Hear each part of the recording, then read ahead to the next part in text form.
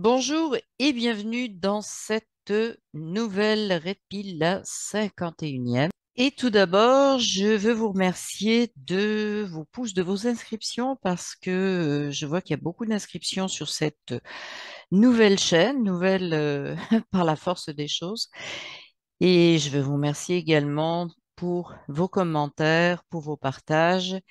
Et puis, je remercie chaleureusement toutes les personnes qui me font des dons, donc qui m'aident et qui aident la chaîne finalement, qui est non pas ma chaîne, mais quelque part un petit peu dans ma tête, la chaîne de tous, de tout le monde, de tous ceux qui y sont inscrits ou qui viennent nous rendre visite. Excusez-moi, je regarde mes notes. Donc voilà. Je voudrais parler de plusieurs choses aujourd'hui. La première chose, évidemment, c'est que les choses bougent énormément. Il y a beaucoup de nouvelles. Si vous regardez un petit peu ce qui se passe en dehors, évidemment, des médias mainstream, mais les choses bougent vraiment beaucoup. Donc, je ne ferai pas le tour, mais c'est vrai qu'au niveau financier, vous le savez, il y a des choses qui doivent tomber. Il y a des choses qui sont en train de tomber, on le voit. Alors, il y a le système bancaire, hein, alors, évidemment, il y a des gens qui s'inquiètent, mais pourquoi s'inquiéter puisque de toute façon, il faut que ce système soit remplacé. C'est beau de dire il est pourri, il est ci, il est ça, mais il faut qu'il tombe pour qu'on puisse mettre autre chose à la place.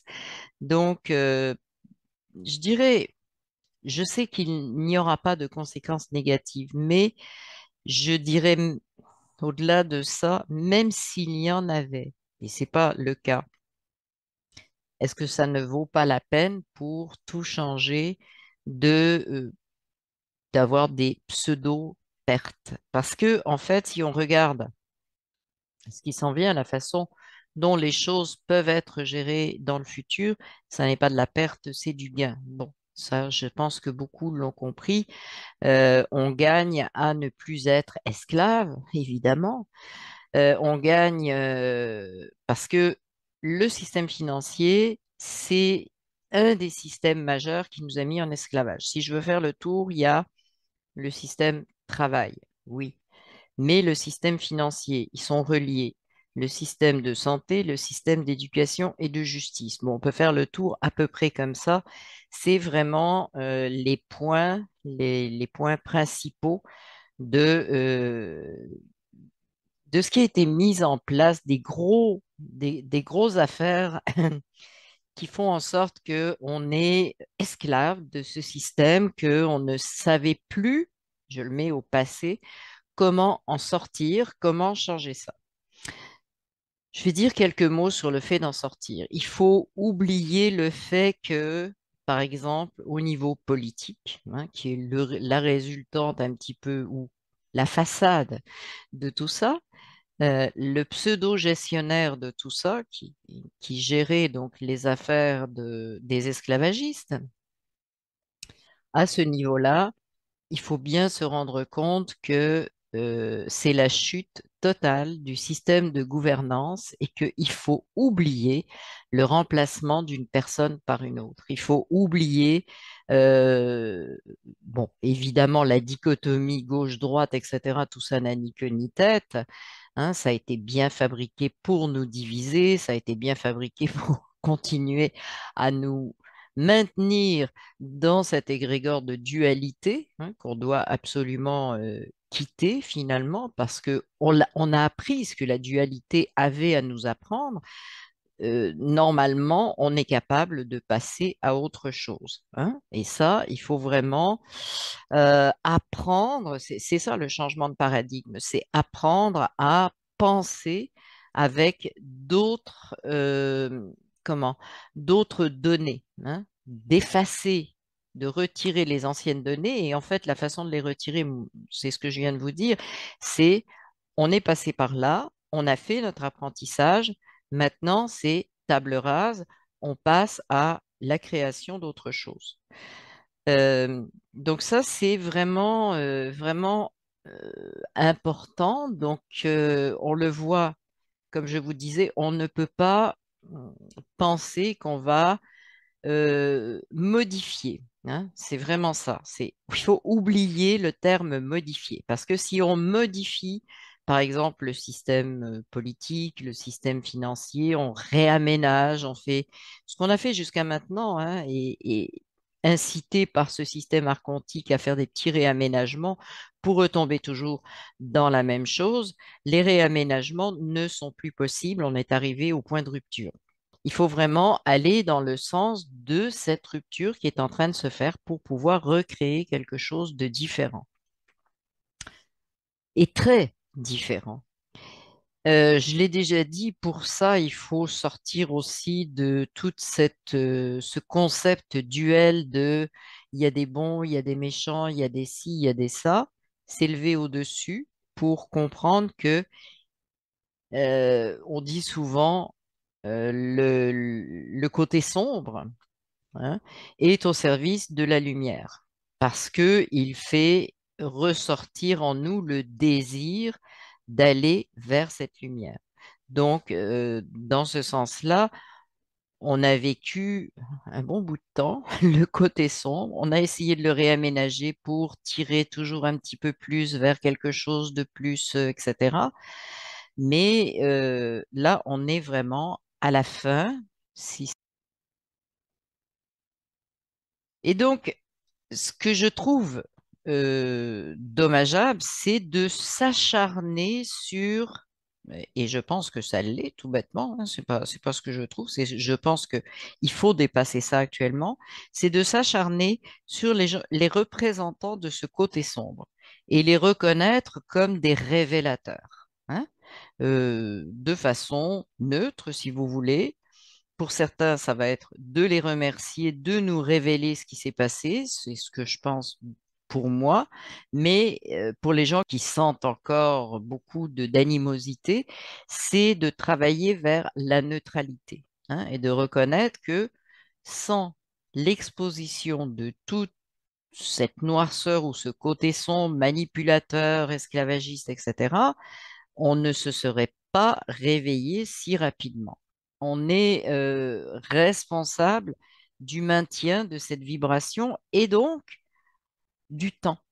On devient maître du temps avec ça, c'est-à-dire que plus on maintient cette dualité, cette haine, etc., plus on ralentit. Ça ne veut pas dire qu'on n'aboutit pas, ça veut juste dire que ça prend plus de temps. Donc, dans ce sens, nous sommes quelque part les maîtres du temps, hein. On est devenu ça et on a la possibilité individuellement, sans regarder les autres, d'accélérer le temps. Et il faut vraiment le regarder de cette façon-là. Ma façon de voir les événements, les autres êtres humains, leur rôle, etc. Ce qui s'est passé jusqu'à maintenant, ce qui est en train de disparaître, ma façon de le voir, mes réactions émotives, eh bien, font en sorte qu'on accélère ou qu'on retarde. Donc, chacun d'entre nous est le maître du temps, sans regarder si le voisin va dans le même sens que nous. Je veux juste dire un petit mot justement sur cette comparaison toujours avec le voisin, la famille, etc., qui ne va pas dans le même sens que nous. Premièrement, on ne sait pas toujours d'où les gens sont partis. Euh, et puis, un truc très simple. Euh, pour toutes les personnes qui aimeraient que d'autres pensent exactement la même chose, etc., dites-vous bien que de l'autre côté, hein, ceux qui pensent différemment de vous aimeraient que ça soit le cas pour vous aussi. Est-ce que vous avez envie de vous faire convaincre que l'ancien système, on va l'appeler comme ça, est parfait et qu'il faut le défendre? Non, vous n'aimeriez pas qu'on essaie de vous convaincre, etc. Donc, l'idéal est de ne pas faire la même chose pour les gens qui ne voient pas l'évolution de ce monde de la même façon que vous. On sait très bien qu'en montant nos vibrations, on crée une nouvelle Terre, que d'autres personnes n'y soient pas, on le verra bien. il n'y a rien qui dit qu'ils n'y viendront pas. Il faut s'arrêter de jouer avec ça et commencer à construire. En construisant aussi, hein, c'est-à-dire en montrant ce qui est possible, cette nouvelle vibration, que ce soit dans nos vies, que ce soit en reconnaissant ce qui est en train de se passer, etc., eh bien, on crée quelque chose que un certain nombre de personnes remarquent petit à petit. Pour certains, c'est plus lent et vont tout simplement à un moment donné se dire, bah oui, c'est là que ça va. Ah tiens, ils ont créé ça, on y va. Donc, on n'a pas à essayer de tirer les gens pour qu'ils, ce que je veux dire, qu'ils évoluent à la même vitesse que nous, avec les mêmes composantes que nous. Il y a, voilà, même si ce sont nos enfants, il y a des choses qui leur appartiennent, qui prennent le temps que ça prend, et on ne sait jamais quel jour il y aura un retournement. C'est oui, il y aura la lumière de ce nouveau monde qui va tout simplement euh, les toucher, hein, et leur permettre de voir que il y a autre chose de possible. C'est souvent comme ça que ça se passe, hein. Il faut construire, comment dire, les premiers, c'est un exemple historique finalement, et qui m'a été relaté dans ma famille par ma grand-mère, qui est allée voir avec son père les premiers avions qui ont décollé, qui ont rasé les pâquerettes, hein. Et donc, il y avait plein de gens qui disaient c'est impossible, non, non, non, ça ne pourra jamais décoller, on ne peut pas voler, on est collé sur le sol par la gravité, etc. Et finalement, ben, vous voyez ce qui se passe actuellement. On vole dans les airs sans aucun problème, mais il y a toujours des gens qui sont en avant, qui sont, entre guillemets, pionniers en- et qui démontrent que quelque chose est possible, et puis tout d'un coup, bah, tout le monde y adhère, hein. Donc, souvenez-vous de cet exemple-là, c'est pas grave combien de personnes croient ou ne croient pas dans ce nouveau monde, voient ou ne voient pas comment, à quoi il va ressembler exactement. Mais ce qui est important, c'est de le construire. Quand, comme les avions, les gens vont voir que ça traverse un océan, hein, ce qui s'est produit plusieurs années après, eh bien, voilà, tout le monde se dit, bah oui, ça devient la normalité. Voilà, c'est tout simplement ça. Donc, en fait, on construit comme ces pionniers, on construit les premiers avions qui rasaient à peine les pâquerettes et qui ont donné ce qu'on a actuellement au niveau de l'aviation, et qui continue d'évoluer, etc., etc. Donc, il faut vraiment regarder cette construction du nouveau monde de cette façon-là, peu importe combien de gens le construisent. L'essentiel est de le construire, et c'est comme, c'est comme l'apparition de l'aviation, c'est inéluctable, hein. Ça va de l'avant, point final. Donc, si on le regarde comme ça, c'est déjà premièrement beaucoup plus positif. Et puis en plus, je reviens encore à mes aviateurs, mes premiers aviateurs, qu'on n'appelait pas encore comme ça, mais ils ont fait le focus sur leur objectif, ils ont fait le focus sur leur rêve, hein, leur rêve de voler, d'aller toujours plus loin, d'aller toujours plus haut, etc. Donc, en fait, il faut qu'on se considère un petit peu de cette façon-là, et ne pas s'occuper comme eux ne se sont pas occupés des détracteurs qui disaient qu'on ne pouvait pas voler, hein, la preuve en est, c'est qu'on peut, eh bien, il faut finalement adopter cette attitude-là. On y est, point final. On le fait, on le sait et on y va, point final. Dans ce qui doit vraiment changer, hein, j'ai dit, il y a quelques piliers qui sont importants. Bon, la politique, oui, mais comme j'ai dit, ça, ce sont les pantins qui semblent coordonner le tout et qui coordonnent rien du tout. Euh, Ils font juste obéir aux ordres, mais il y a quand même des choses qui sont importantes. Je vous l'ai dit, il y a le côté finance, donc qui est lié au côté travail. Il y a le côté santé, qui est lié au côté finance aussi. Ça, je vais vous en parler. Il y a le côté éducation, qui est lié beaucoup au côté travail et au côté, voilà, prendre la position pour alimenter le système, etc. Et puis, il y a ce côté juridique. Je rappellerai pas encore une fois l'histoire comment, de la loi maritime versus la loi terrestre. Vous avez une vidéo là-dessus qui est sur CrowdBunker, dans lequel j'explique exactement ce qui se passe avec le choix de cette loi dite maritime. Et qu'est-ce que ça veut dire la loi maritime ou la loi de la terre, hein. Je voulais parler particulièrement de quelque chose qui me tient à cœur parce que le système dit de santé, qui n'est pas un système de santé, que j'appellerais système de maladie, d'ailleurs, dans beaucoup de pays, ça s'appelle l'assurance maladie, hein. Ici, en particulier, c'est l'assurance maladie. C'est un terme bien choisi, extraordinaire.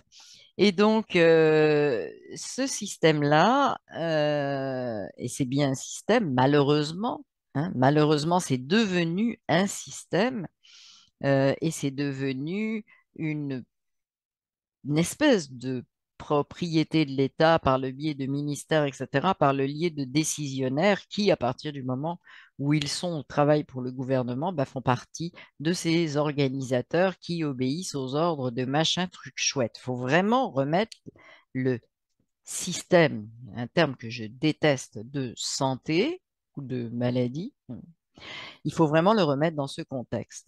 Normalement, la santé, la maladie n'a rien à voir avec la gouvernance. Il faut bien se rendre compte de ça.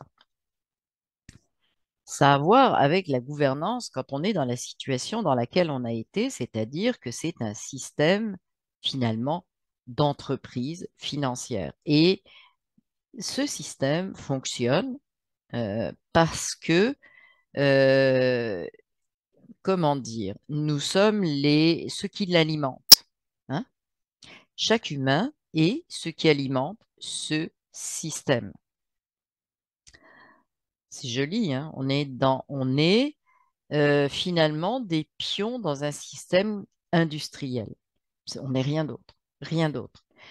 Dans la façon dont ça se fait actuellement. Alors, on peut avoir des gens très gentils, des grands sourires, des tout ce qu'on veut, mais on reste dans ce système parce que plus aucun praticien qui appartient au système officiel, je ne parle pas des praticiens alternatifs, mais je parle de tous ceux qui sont dans le système, eh bien, plus personne ne peut décider de façon individuelle de ce qu'il fait.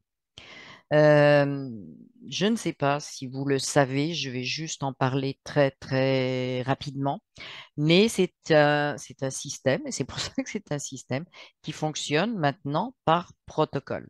C'est-à-dire que euh, un diagnostic se fait par protocole, c'est-à-dire que on doit faire tel examen, plus tel examen, plus tel examen, qui entraîne tel autre examen, etc. Et tout ça est écrit dans des livres. C'est pas quelqu'un qui décide que un médecin ou autre que vous consultez, qui décide que vous allez voir un spécialiste parce qu'il pense que c'est mieux pour lui, pour vous.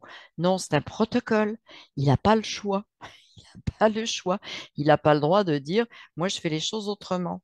Pourquoi? Parce qu'à partir du moment où il pose un diagnostic, s'il ne suit pas le protocole, il se fait tomber dessus par un système merveilleux qui est le système de santé. Donc en France, la Sécu, ici, je sais plus quoi, santé, je sais plus quoi, soi-disant santé. Et après, c'est le retour vers les ordres professionnels qui, on ne sait pas pourquoi, sont là pour dire, on a fait croire aux gens qu'on avait besoin de ça pour contrôler euh, une certaine qualité. On ne contrôle aucune qualité, on contrôle simplement le respect de ce qui est écrit dans le livre. Et quand vous allez voir un de ces professionnels, je ne dis pas qu'il ne faut pas aller les voir, je vous explique simplement comment ça se passe, c'est qu'il y a un espèce de grand livre, de protocole où, bon, puisque tu penses ça, tu dois faire ça, tu dois faire ça, tu dois faire ça. En fait, on pourrait programmer un robot pour faire la même chose. C'est pas compliqué, hein. On mettrait la donnée de base au robot et puis il ferait toute la suite. On en est à peu près là et plus qu'à peu près. Donc, c'est un système qui est déshumanisé, oui, et dans lequel vous êtes une espèce de marchandise qui produit. Et qui produit quoi? Qui produit ben, comment, des revenus financiers. Hein. Parce que il y a tel examen, puis tel machin. Puis là, on est tout content parce qu'on s'est fait vendre l'idée que là, on allait être soigné. Regardez les résultats, on n'est pas plus soigné. Hein. On a bien vu avec l'ami Coco, on va l'appeler comme ça, parce que finalement c'est notre ami, que à quoi servaient les dépistages. On a bien vu à quoi servait la pseudo-prévention. On a bien vu tout ça. Et quand je dis pseudo-prévention, je parle de tout ce qui a été mis en place. Je ne parle pas d'une seule chose. Je ne parle pas juste d'un liquide. Je parle de tout ce qui a été fait et qui était très dans l'esprit de cette médecine qu'on a actuellement, protocole machin, protocole machin, protocole machin. Et ce qu'il faut savoir aussi, c'est que on a derrière un qui est accepté maintenant par la plupart des pays, et Dieu merci, pas par tous, un truc qui s'appelle OM quelque chose, hein, et qui se permet de dicter et de faire du chantage. Alors, c'est un organisme qui a des personnes qui n'ont jamais été élues. On n'a jamais eu notre mot à dire sur le choix de ces personnes. On n'a jamais notre mot à dire, c'est ça qui est merveilleux dans cette façon de mondialiser les choses. On n'a jamais la possibilité de dire, ben, je pense que non, là, faudrait réviser vos affaires, on veut pas. Donc, on est vraiment dans un système. Et c'est ça qui est grave. Et donc, ce que je veux, j'aimerais que vous compreniez, c'est que on est des producteurs de revenus financiers pour certaines personnes et que beaucoup de choses qui sont faites dans ce système ne sont pas faites pour le bien-être de la personne, sont faites pour que le système gagne le plus possible d'argent, tout simplement. Et c'est un système qui est très riche. Alors, on pense souvent aux petites pilules et à Big Machin. Hein. Oui, ça, c'est un aspect, effectivement, puisque Big Machin n'a jamais produit de trucs qui guérissent, mais juste qui maintiennent. Hein. Bon. Et qui donnent beaucoup de problèmes, disons, inhérents à la consommation.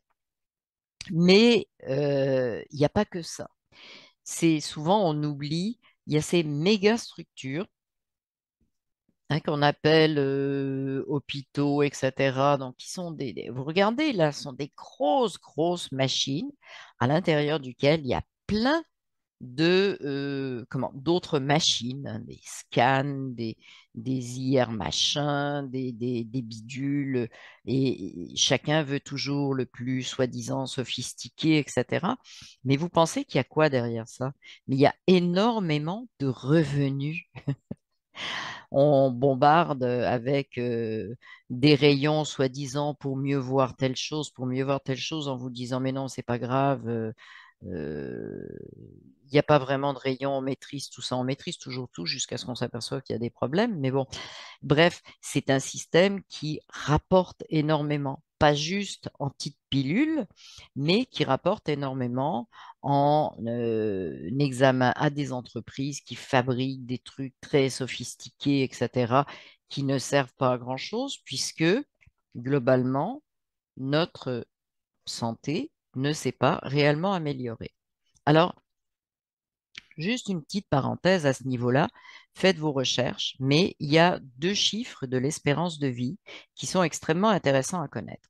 Il y a l'espérance de vie globale. Alors là, évidemment, hein, quand un système de santé, un gouvernement veut vous parler de l'espérance de vie, il prend le truc global, 84, 85, etc. On se demande, voilà. Mais il y a un autre chiffre qui est beaucoup moins, qui n'est pas utilisé par ces gens-là, mais qui existe, que c'est ce qu'on appelle l'espérance de vie en bonne santé. c'est-à-dire sans avoir besoin, c'est la moyenne en fait, des personnes qui ont une espérance de vie, mais sans avoir besoin de traitement, d'intervention, etc., de ce système de santé. Et il est étonnamment en moyenne 20 ans plus bas que l'espérance de vie. Ça veut dire que il y a un minimum de 20 ans de la vie dans laquelle on considère que la vraie vie, c'est d'être totalement dépendant d'un système dans lequel on a des effets secondaires, on prend plein de... Bref, vous voyez vraiment le tableau. Mais faites cette recherche, ça s'appelle espérance de vie en bonne santé. Et vous allez voir que les chiffres sont ahurissants et que pratiquement, ils sont comparables à l'espérance de vie pré cette médecine très, soi-disant, élaborée, etc., etc. Et cetera. Et ça laisse vraiment à réfléchir. Ça fait dire, on n'a pas réellement fait de progrès, on a juste rapporté de l'argent. Donc ça, c'est quelque chose de très important pour moi, en fait, à considérer pour retirer cette illusion. L'objectif n'est pas de dire, encore une fois, de rentrer dans une certaine colère ou non, c'est de comprendre comment ce système a été conçu parce que à partir de là, on va pouvoir se dire qu'est-ce qu'on fait de différent, hein. Qu'est-ce qu'on fait pour justement améliorer réellement et prendre en charge les choses de façon à ce qu'on puisse progresser, que ce soit espérance de vie, que ce soit bien-être en général, etc., et se séparer d'un système qui ne donne aucun résultat. Parce que quand il n'y a pas de résultat, on stoppe. On stoppe et on change. On en est là.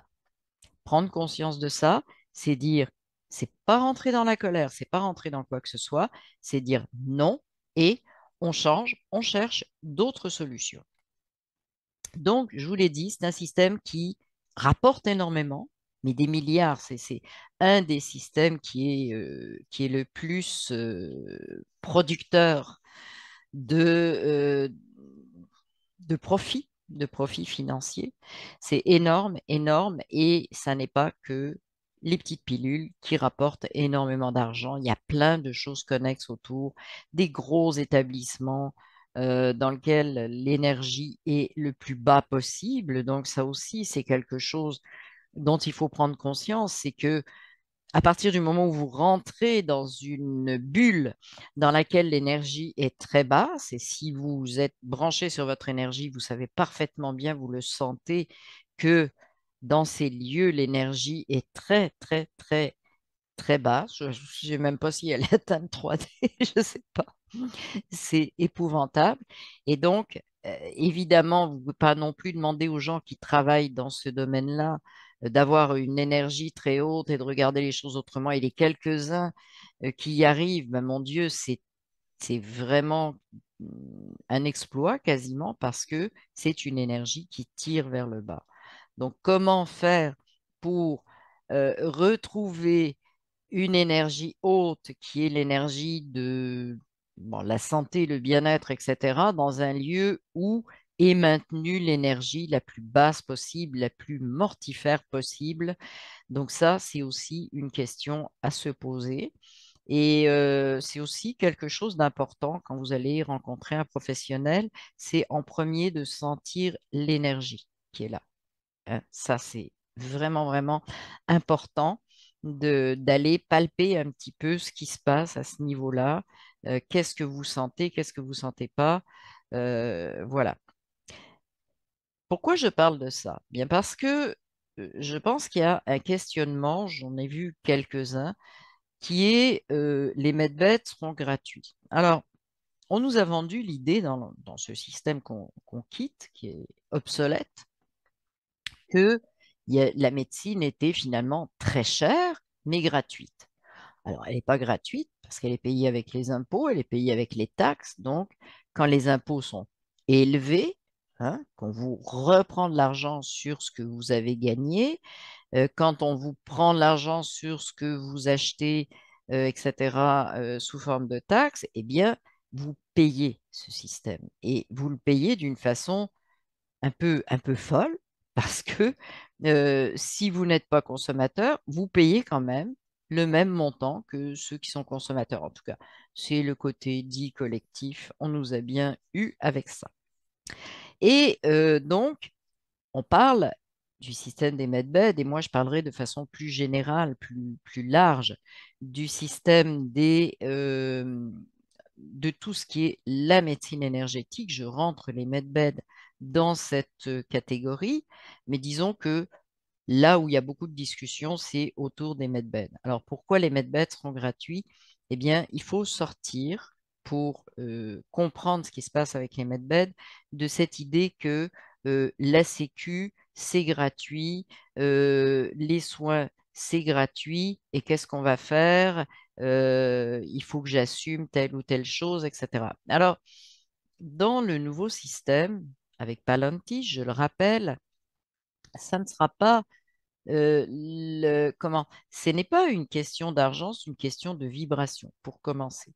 Donc, quelqu'un qui vibre très bas, qu'est-ce que je pourrais donner comme exemple au niveau d'un medbed qui voudrait se servir du medbed? Bon, je fais n'importe quoi dans ma vie, hein, je m'endommage, à qui mieux mieux, je pense n'importe comment, mais c'est pas grave, le medbed va me réparer. Ça ne marche pas. Ça, c'est une chose dont il faut prendre conscience. Ça ne fonctionne, l'accès au medbed, tout bêtement l'accès, que avec une vibration élevée, avec une souveraineté, parce que finalement, prendre soin de soi, prendre en charge sa propre santé, c'est sa façon de penser, de vibrer, etc., c'est une question de souveraineté. Donc, les personnes qui ne sont pas souveraines, ben, en fait, ils n'auront pas accès au medbed. Ce n'est pas le miracle qu'on vous offre pour réparer toutes les stupidités qu'on peut faire ou entretenir sans vouloir faire le moindre pas pour aller vers quelque chose de beaucoup plus sain. Non, le medbed ne peut pas servir à faire ce genre de je fais n'importe quoi, réparez-moi, je fais n'importe quoi, réparez-moi. Ça ne fonctionne pas parce que je fais n'importe quoi ne va pas être dans les vibrations qui correspondent à ce qui va être accepté ou traitable, on va dire, par le medbed. Parce que ça ne sert à rien de remettre des cellules, remettre, bon, etc., un système dans un état le plus parfait possible si c'est pour le redétruire juste en sortant de là. Donc ça, il faut oublier.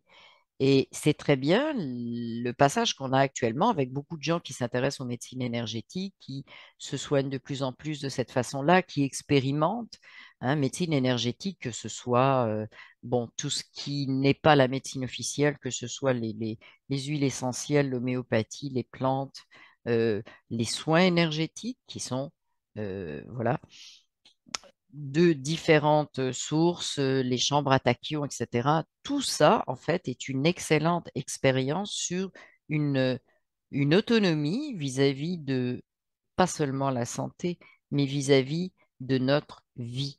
C'est une expérience de souveraineté que beaucoup de personnes ont entrepris, soit, je dirais, et en tant que soignant, soigné, et pour certains, juste en tant que soigné. Mais c'est une démarche qui prend énormément d'ampleur actuellement. Et on a été aidé par Coco parce que tout le monde, c'est comme une démonstration de ce qui n'allait pas. Donc voilà. C'est pour ça aussi que je disais que on ne peut pas, l'ombre sert la lumière, et dans ce cas-là, l'ombre a bien servi la lumière, ça a bien servi pour hein, allumer les esprits. Alors, donc les medbeds, pour quelles raisons? D'abord, si vous imaginez qu'il y a des medbeds, on va se mettre dans la situation. Je parle de ça en particulier parce que c'est un sujet à polémique. D'abord, on n'a pas besoin de ces immenses hôpitaux. hein, ces espèces de méga structures, on les construit de plus en plus gros, on occupe des grands terrains avec des trucs, il y a même des hôpitaux où il faut circuler en vélo, tellement c'est grand. Hein, parce que y aller à pied, ça prend une demi-heure entre chaque consultation. C'est débile. C'est totalement débile. Bon, donc ce genre de structure, on oublie. Hein, ce genre de méga budget pour faire des méga machins avec des méga systèmes, bon, machines, etc. Non, on oublie tout ça. Déjà là. Ensuite, dans la mesure où on est devenu et on assume de plus en plus notre niveau vibratoire et notre souveraineté vis-à-vis de tout, y compris de notre vie, de notre santé, etc., on n'a pas besoin d'être tout le temps, entre guillemets, soigné. On prend soin de nous, on se connaît de plus en plus et on devient autonome. Hein. Donc, le medbed ne sert qu'à que ponctuellement pour, bon, ça peut être une blessure, ça peut être, etc. Il va servir, à mon sens, et ça, je pense que c'est important d'en prendre conscience, à faire des réparations. Parce que même si on a changé et on change de vibration, on a, on sort d'un monde qui était un petit peu pourri, malade, et qui, voilà, où on a eu des choses pas forcément géniales, y compris l'air qu'on respire, etc., les aliments, tout ce qui a été perverti. Donc, je pense qu'il y a, à mon sens, une phase intermédiaire, même si on est devenu souverain, où on va accélérer des réparations. Pourquoi? Mais parce que on a besoin d'être à notre plein potentiel, tout bêtement. Hein? C'est pas juste pour nous faire plaisir. Bien sûr que c'est agréable de récupérer son plein potentiel, mais on a besoin pour construire un nouveau monde de personnes qui aient leur plein potentiel.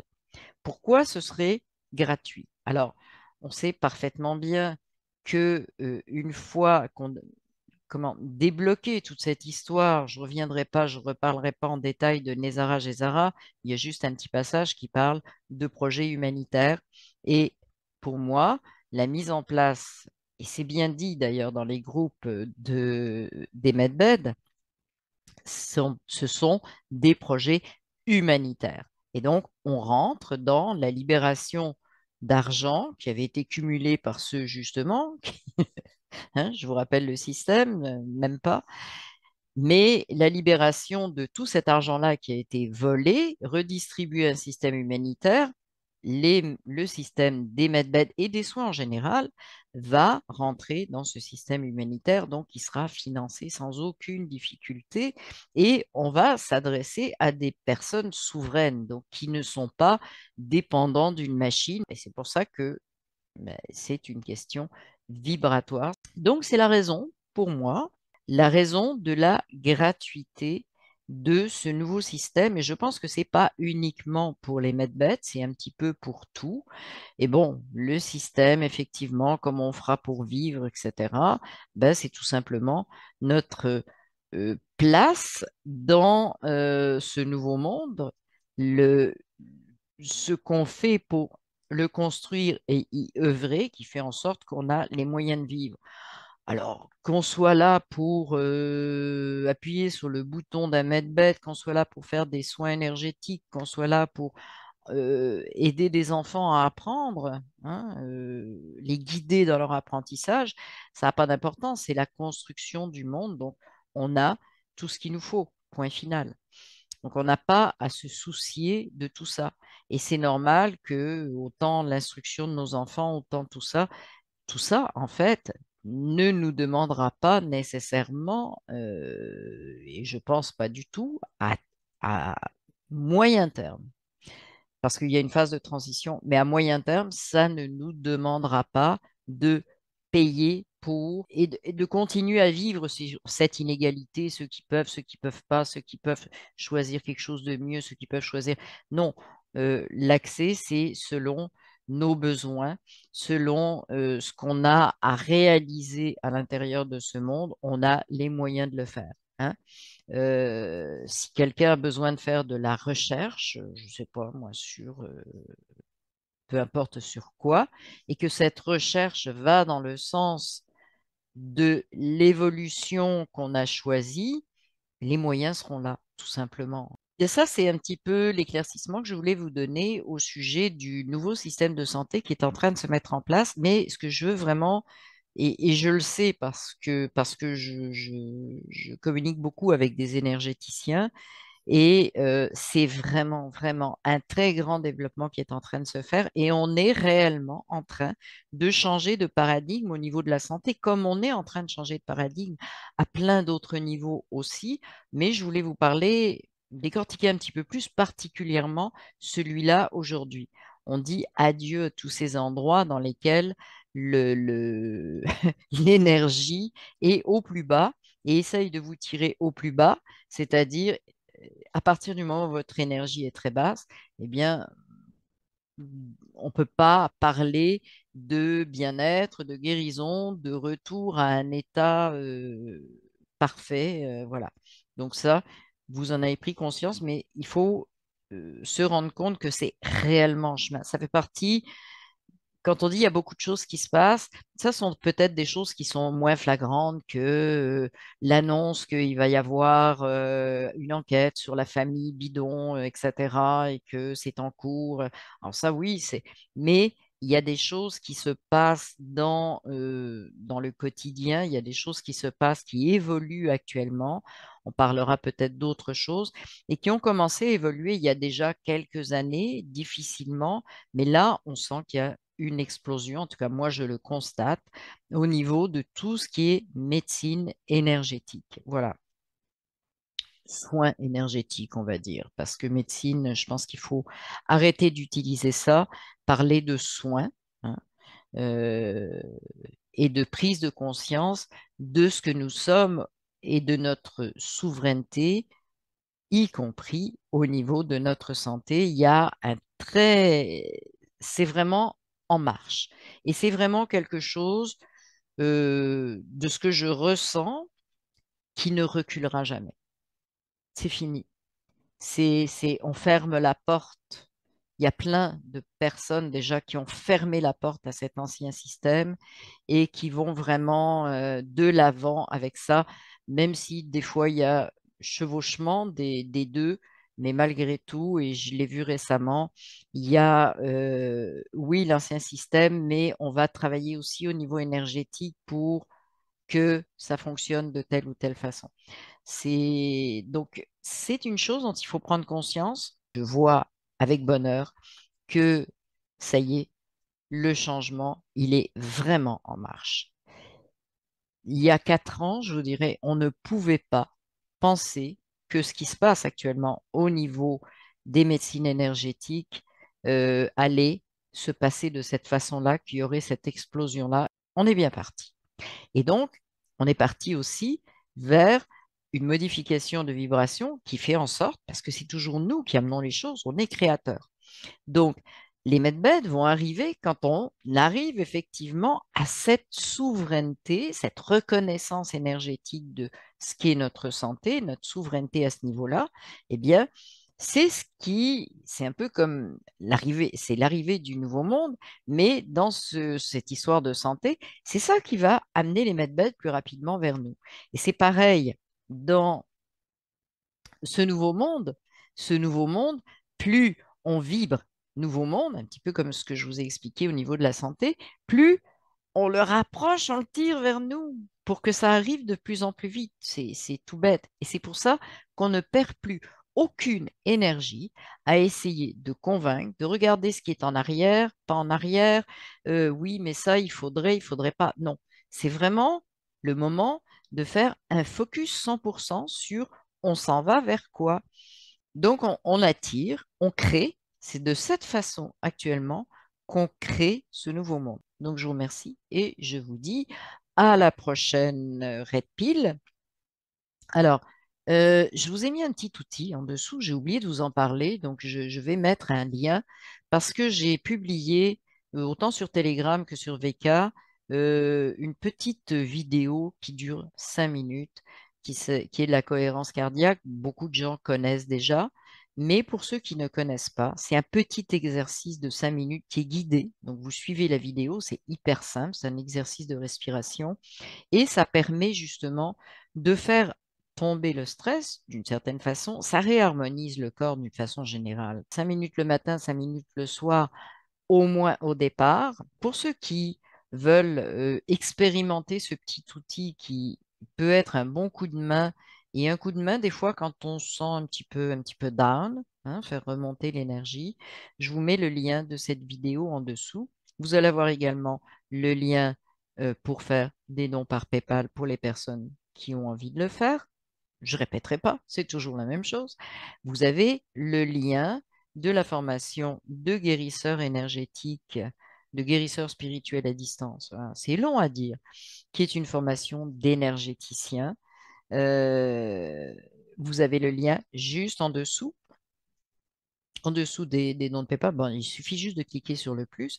Puis après, je vous mets le lien également de ma chaîne Odyssée. Je vous mets le lien de ma chaîne Crowdbunker. Alors, sur Odyssée, il y a la totalité des Red Pill. Crowdbunker, vous avez les vidéos un petit peu, comment je dirais, les pièces essentielles, le puzzle de ce qui se passe, et puis bon, ce lien vers la cohérence cardiaque. Voilà ce que je voulais vous dire, et je vous dis donc à la prochaine Red Pill. En attendant, ben, je vous embrasse tous, je vous aime, et puis je vous dis, passez des bonnes journées, montez vos vibrations le plus haut possible. Ça va être ça qui va faire changer, muter presque muter notre humanité et nous conduire vers ce nouveau monde qu'on a tous envie de construire. Et je dis bien tous.